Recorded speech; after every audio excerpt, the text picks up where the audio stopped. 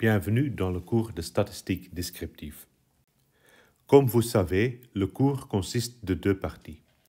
Premièrement, il y a les séances de théorie qui sont données par moi.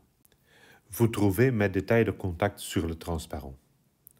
Deuxièmement, il y a aussi les travaux pratiques.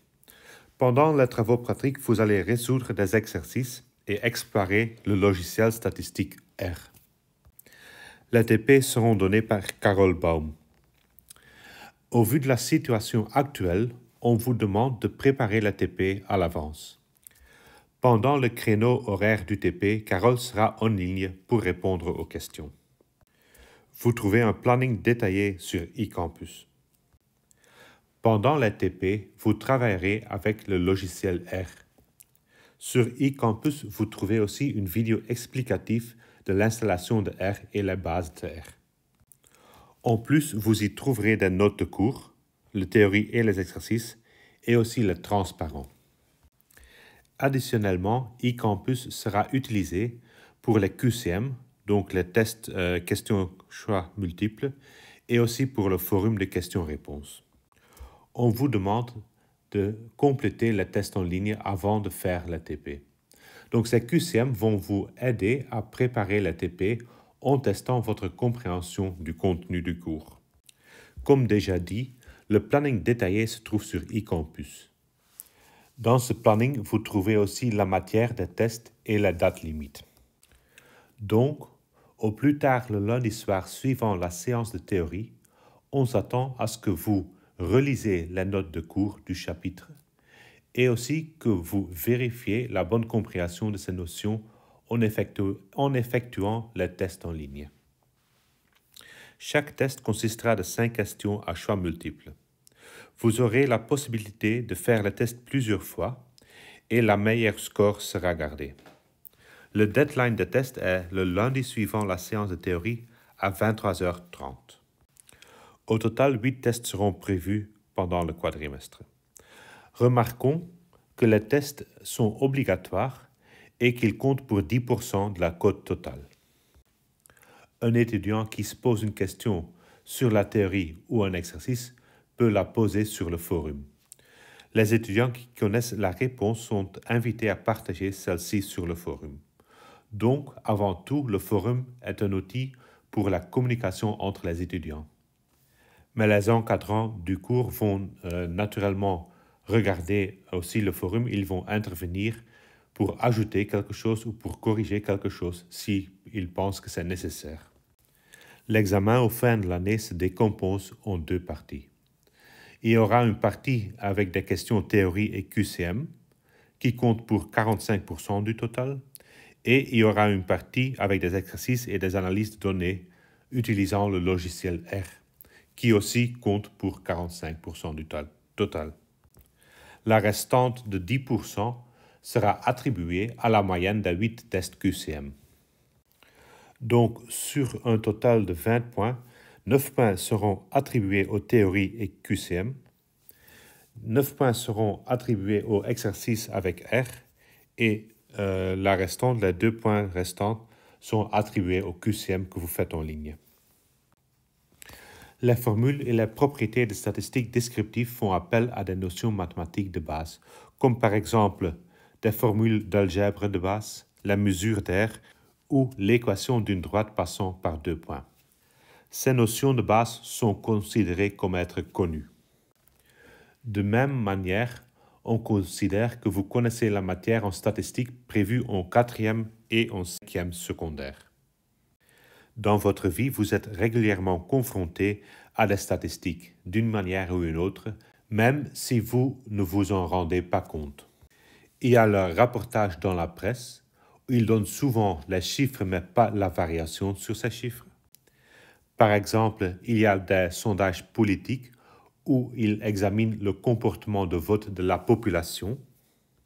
Là, ils vont tirer un échantillon de la population, ils vont voir comment les gens votent ou ils estiment à voter. Ils vont voir comment ça évolue dans le temps. Comme vous voyez dans le diagramme, seulement les valeurs sont rapportées.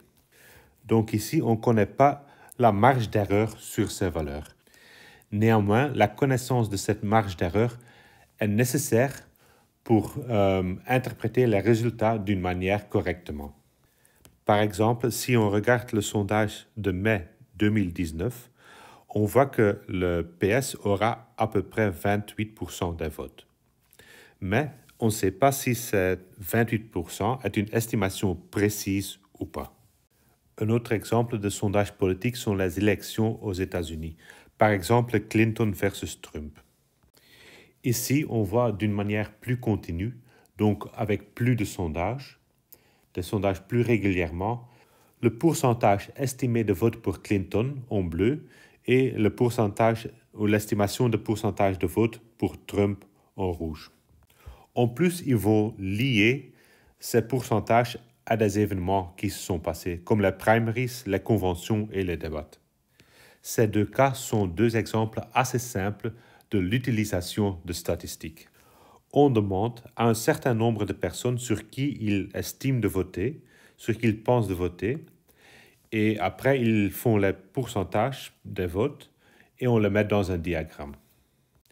L'exemple présenté ici essaie de séparer des tweets entre fake news et informations correctes.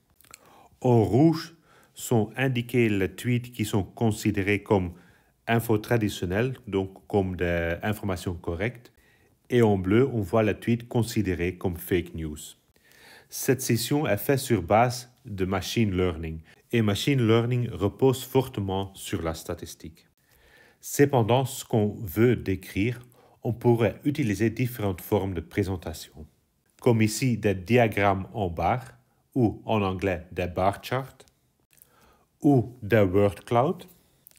Ici, nous voyons les mots les plus utilisés par Theo Franken dans cette tweet, à gauche et à droite, la même chose mais pour Charles Michel. Le plus grand le mot, le plus souvent c'est utilisé dans un tweet.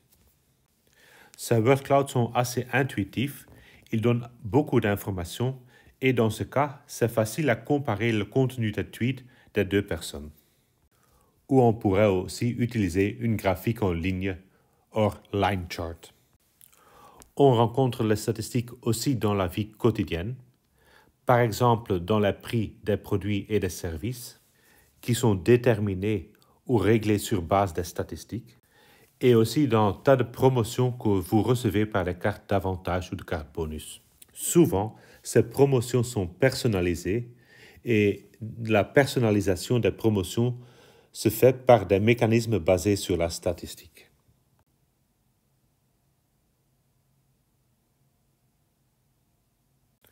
Le calcul d'une prime d'assurance, par exemple pour une voiture, tient aussi compte d'un certain nombre de caractéristiques ou des variables statistiques du conducteur.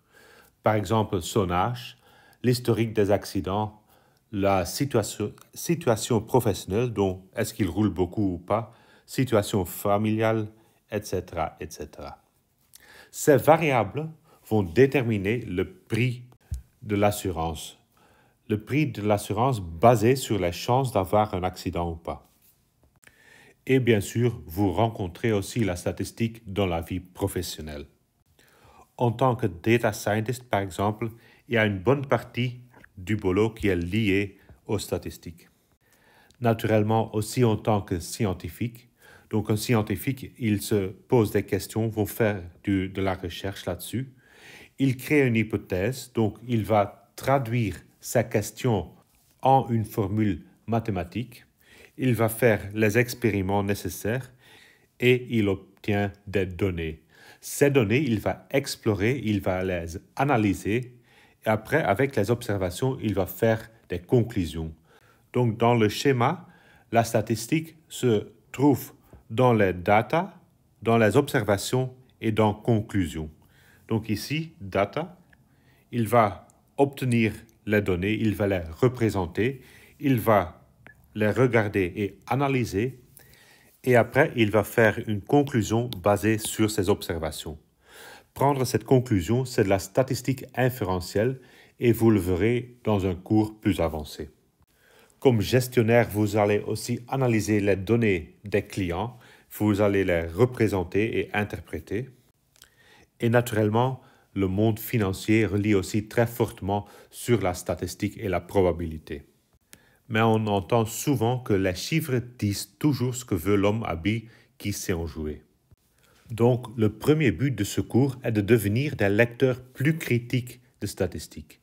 Donc, des lecteurs plus critiques en sachant comment lire, comment interpréter les données ou les chiffres qui sont présentés dans le journal et d'être capable de tirer ou de former vos propres conclusions basées sur ces données.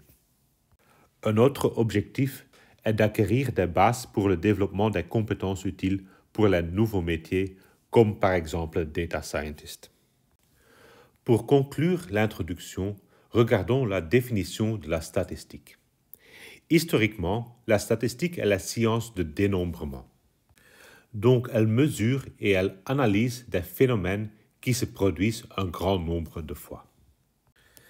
Par exemple, sur StatBel, on trouve les statistiques nationales, donc les statistiques belges, qui comptent par exemple le nombre de naissances ou le nombre de décès en Belgique.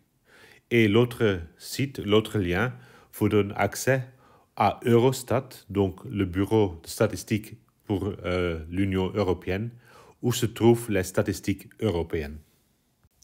Une définition de la statistique plus complète est que la statistique est la science qui rassemble, organise, résume et analyse des données et qui aussi permet d'interpréter les résultats et de tirer des conclusions afin d'aider à la prise de décision. Il est important de noter, et vous le verrez aussi dans le cours, que la statistique est une science et non pas un livre de recettes.